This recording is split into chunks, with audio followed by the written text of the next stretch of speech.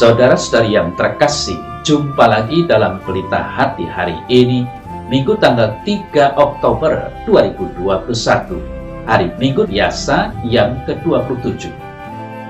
Bersama saya Romo Thomas Suratno SC dari Paroki Cilandak, Jakarta Selatan, mendengar dan merenungkan sabda Tuhan, yakni firman Tuhan yang tersurat dalam Injil Markus, bab atau pasal 10, ayat 2 sampai dengan ayat 12.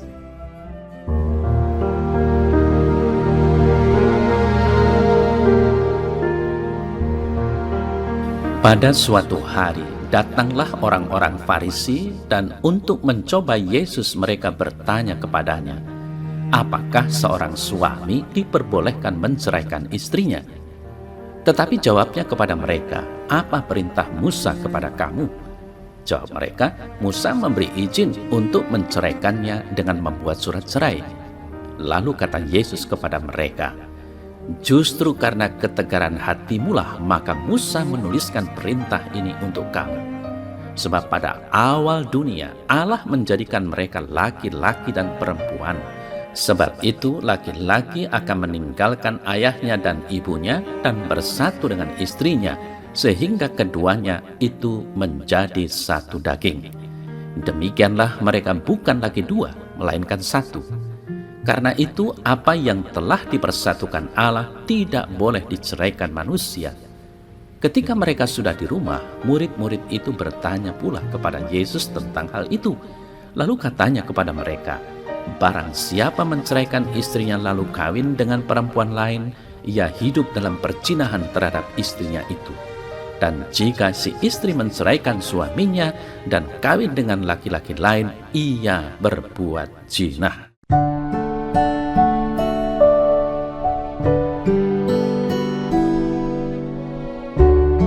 Saudara-saudari yang terkasih, di luar lingkungan umat Kristiani, perceraian sering menjadi praktek yang mudah diterima, bahkan memang diperbolehkan.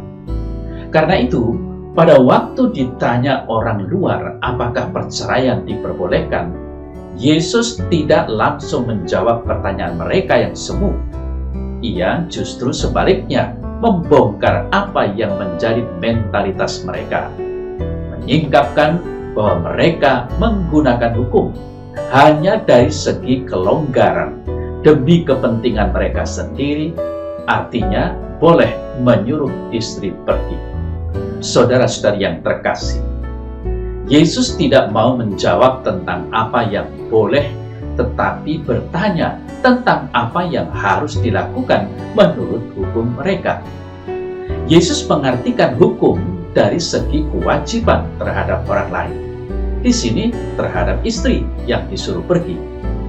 Hukum mewajibkan mereka untuk menyatakan secara tertulis bahwa perempuan itu sudah tidak terikat lagi.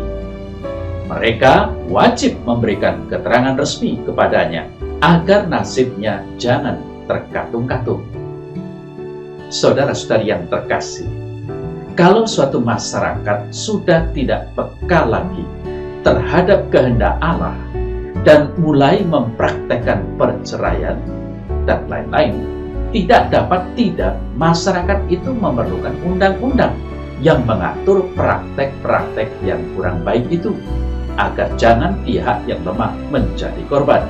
Akan tetapi, Yesus meminta agar pengikutnya tidak menggunakan kemungkinan bercerai yang diatur dalam undang-undang masyarakat mereka. Alasannya, perceraian yang diundang-undangkan itu sesungguhnya tidak dikehendaki Allah. Perceraian bertentangan dengan kodrat yang diberikan Sang Pencipta kepada manusia sebagai laki-laki dan perempuan. Saudara-saudari yang terkasih, mereka diciptakan untuk saling melengkapi, menjadi satu manusia yang utuh. Kesatuan antara suami dan istri itu yang melampaui segala hubungan lain di antara manusia bukan cuma prakarsa mereka berdua, tetapi berurat berakar dalam karya penciptaan.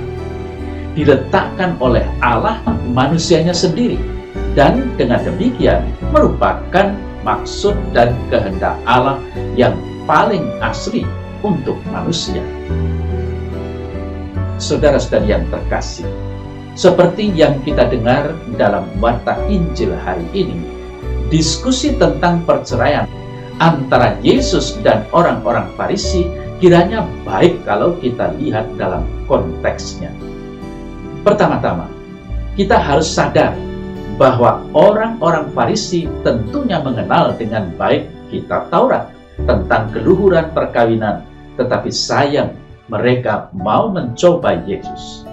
Mereka bertanya kepada Yesus, apakah seorang suami boleh menceraikan istrinya karena Musa sendiri juga mengizinkannya dengan surat cerai.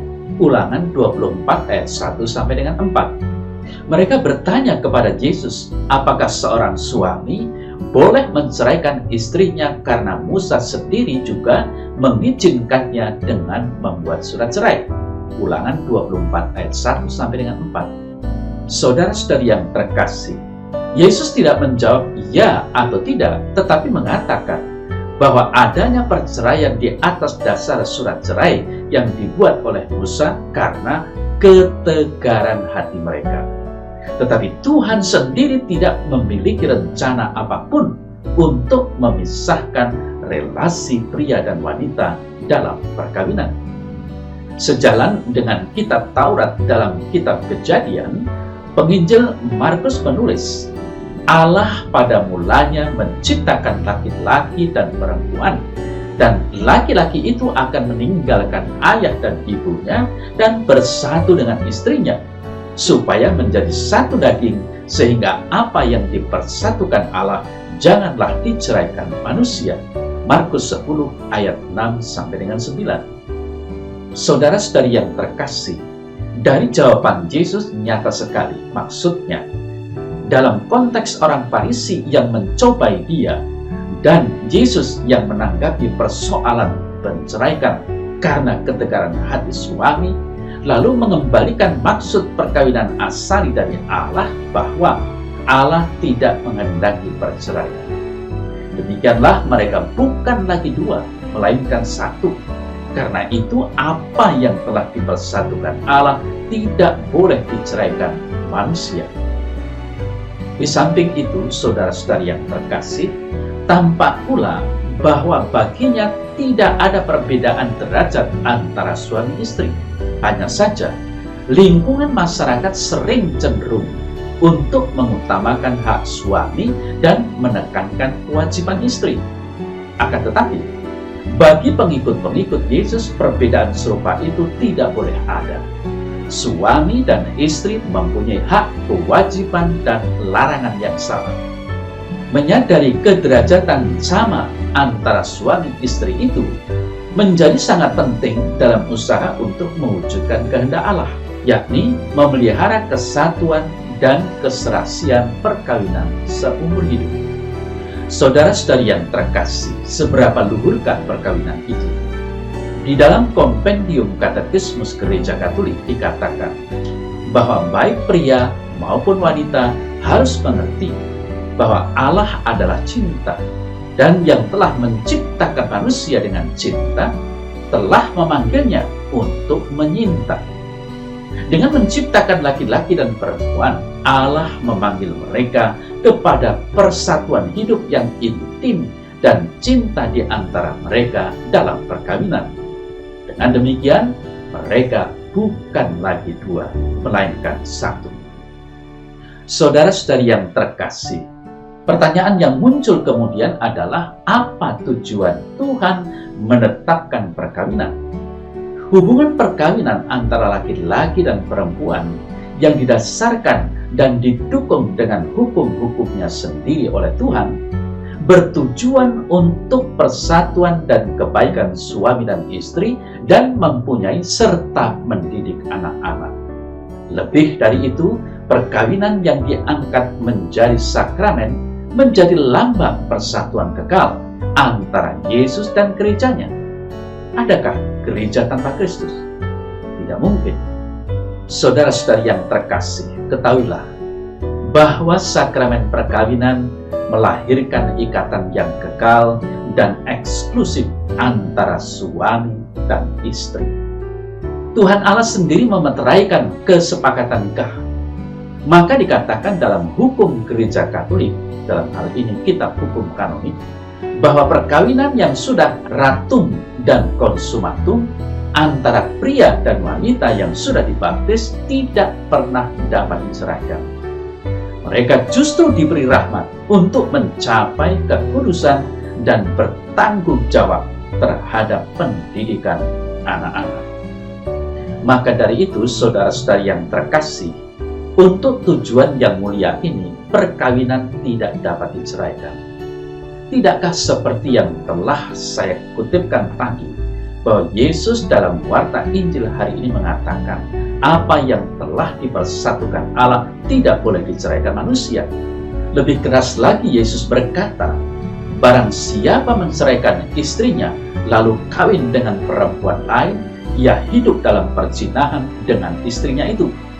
Dan jika istri menceraikan suaminya lalu kawin dengan laki-laki lain, ia berbuat zina. Markus 10 ayat 11 sampai dengan 12. Saudara-saudari yang terkasih, keluhuran perkawinan terletak pada kesepadanan suami dan istri. Namun demikian, ada saja dosa yang dapat mengancam perkawinan. Akibat dosa asal, maka persekutuan laki-laki dan perempuan seringkali terancam oleh ketidakharmonisan dan ketidaksetiaan. Kita tahu bahwa dosa-dosa dalam perkawinan bagi kita umat Kristiani antara lain adalah perselingkuhan, perzinahan, poligami, menolak untuk tidak memiliki anak, dan juga perceraian. Saudara-saudari yang terkasih, perzinahan dan poligami bertentangan dengan kesetaraan martabat pria dan wanita. Bahkan ada yang menolak untuk tidak mempunyai anak, yang berarti bertentangan dengan anugerah untuk mempunyai anak dalam perkawinan. Sehingga jelaslah bagi kita bahwa perceraian tentu saja bertentangan dengan sifat tak terceraikannya perkawinan itu sendiri.